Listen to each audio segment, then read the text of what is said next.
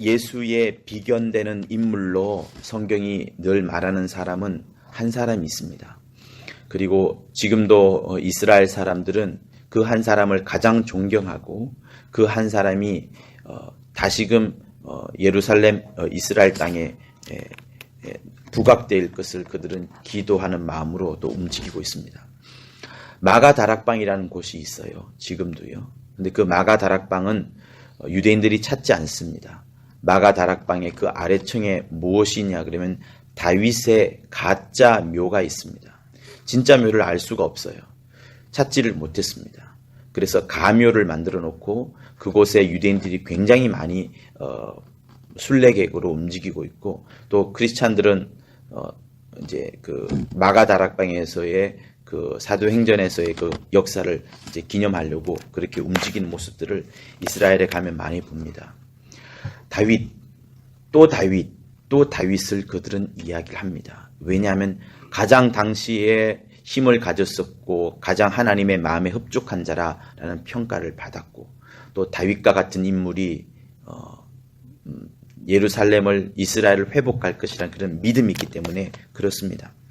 그러나 여러분 다윗이 완벽한 사람이 아니었어요. 옥상을 거닐다가 마을을 쳐다보고 마을에서 어떤 목욕하는 여인을 보고 마음에 동하게 되고 그러면서 그 여인을 데리고 오라 하게 되고 그 여인과 잠을 자게 되고 그것뿐 아니지 않습니까? 남편을 불러다가 자기의 죄를 감추려고 혹시 씨앗이 생길까봐 자식이 생길까봐 남편을 오라 하고 남편은 그러나 어떻습니까? 자기 동료들이 전장에서 죽어가는데 자기는 집에서 잘 수 없다라고 말을 하게 되고 술을 먹였지만 술을 먹어도 안 통하고 그래서 결국은 그러면 자기 장군을 통하여서 가장 힘든 전투에 보내어서 죽게 하라 이렇게 말했던 그런 사람이 다윗입니다. 여러분, 여러분의 부모를 한번 보시고요. 또 여러분의 자식을 한번 보시고요. 또 여러분 주위에 정말 여러분을 사랑하는 사람을 한번 보시고요. 또 여러분 자신을 한번 봐보십시오. 인간은 연약합니다. 사람은 완벽할 수가 없습니다.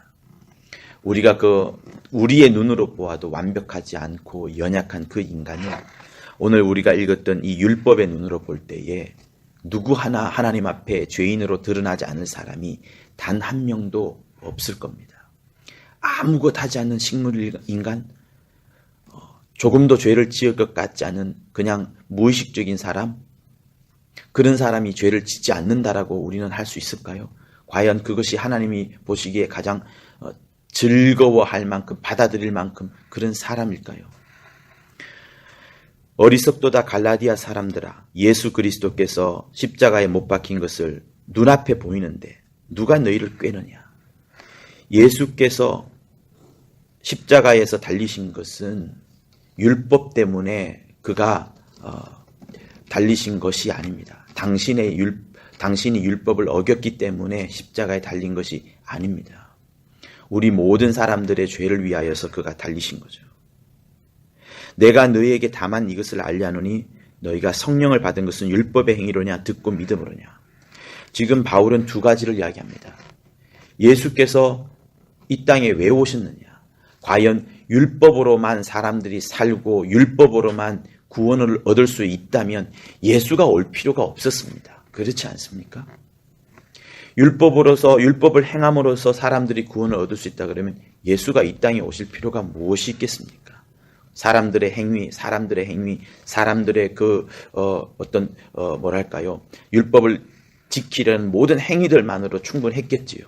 그러나 그 율법을 지킬 수 없다는 것들을 누구보다도 율법사와 바리새인들이 능히 잘 알기 때문에 예수께서는 먼저 오셔서 그들을 책망하셨고 책망으로 끝나지 않고 자기 자신을 십자가에 못 박히면서 죽었습니다. 율법을 폐하게 하시려고. 또 성령이 온 것은 무엇입니까? 우리가 율법을 지킬 때 어떤 도덕적인 행위를 강력하게 할 때 성령이 임했나요? 그러지 않지 않습니까? 무릎 꿇고 눈물을 흘리며 통곡하며 기도할 때 내 모든 죄를 다 내려놓았음에도 불구하고 내 마음이 더럽다는 걸 알았지만 그때에도 하나님을 향하여서 몸부림을 치고 살려주옵소서, 나를 붙들어 주옵소서, 내 죄를 용서하여 주옵소서라고 몸부림을 칠 때에 주께서 우리에게 성령을 갑자기 보내주지 않았습니까? 율법은 없습니다. 행위는 없습니다. 제가 이 이야기를 하는 이유는 여러분, 성락교회, 우리 교회에 누구보다도 하나님의 의들을 잘 쫓고 있는 우리 교회에 큰 시험이 닥쳤는데 그 시험을 닥치게 했던 그 그룹들이 가장 내밀고 있는 것이 뭐냐면 율법 아니겠습니까? 너 착하냐, 착하지 않냐? 너 의롭냐, 의롭지 않느냐? 너 이 문제에 있지 않느냐, 없느냐? 여러분, 세상은 세 가지 죄로 다 끝납니다. 성에 대한 문제, 권력에 대한 문제, 물질에 대한 문제. 이 세 가지 중에 어느 하나 넘어가지 않는 사람이 없습니다. 명예욕, 그거 아무것도 아닌 것 같죠? 죄가 아닌 것 같죠? 엄청난 하나님을 향하여서는 죄입니다. 명예가 올라가면 올라갈수록 하나님은 뒷전일 수밖에 없어요. 이 세 가지에 안 걸리는 사람이 없을 겁니다. 우리 모두가 다 율법 앞에 완벽할 수가 없어요. 그래서 주님은 너희들의 행위와 너희들의 방법으로 율법을 지킴으로 의로워지려고 하지 마라. 안 된다. 절대로 안 된다. 다윗도 실패했다. 내가 왔지 않았느냐. 나를 믿음으로 구원함을 얻어라. 그래서 정작 따져 들어가 보면 아브라함도 율법을 지킨 것이 아니고 아브라함도 하나님이 가라 해서 가라 하는 그 믿음을 따라 움직였더니 이렇게 돼요. 이렇게 해라 해서 이렇게 해서 순종했더니 또 하나님이 역사했던 것처럼 믿음을 따라 움직이라라는 것을 또다시 바울은 이야기를 합니다. 그러니 율법이 만들어지기 전인 아브라함의 때부터 하나님은 우리에게 무엇을 요구하셨느냐? 믿음을 요구하셨고 그 이후에도 믿음을 요구하시고 예수가 오신 이후에는 더 큰 믿음을 우리에게 또한 요구하고 계시는 겁니다. 그저께 주일에 우리가 무슨 말씀을 들었습니까? 시므온이 절대로 하나님을 상상하지 마라. 하나님은 이런 분이시다. 내 마음이 지금 슬프니까 하나님이 나를 위로해 주겠지. 내 마음이 기쁘니까 하나님께서 나와 함께 덩실덩실 춤을 추겠지. 이런 하나님에 대해서 절대로 상상하지 마라. 상상하게끔 하는 것은 마귀가 우리에게 상상하게 하는 것이다.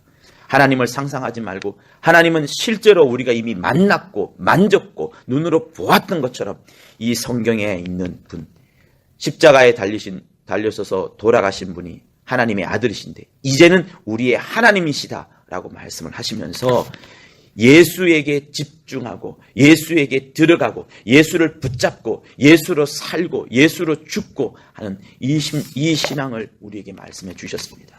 여러분, 우리의 신앙이라는 것은 결코 내 감정에서 나오는 것이 아니고 상상에서 나오는 것이 아니고 오직 이 성경에서 이 성경을 듣고 믿고 읽고 그 성경에 있는 말씀을 내 마음에 새김으로써 하나님을 만나는 겁니다.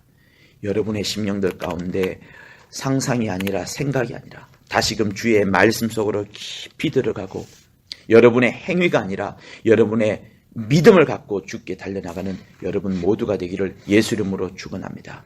여러분, 우리에게 있어서 율법이라는 것을 여러분 자랑 삼지 마십시오.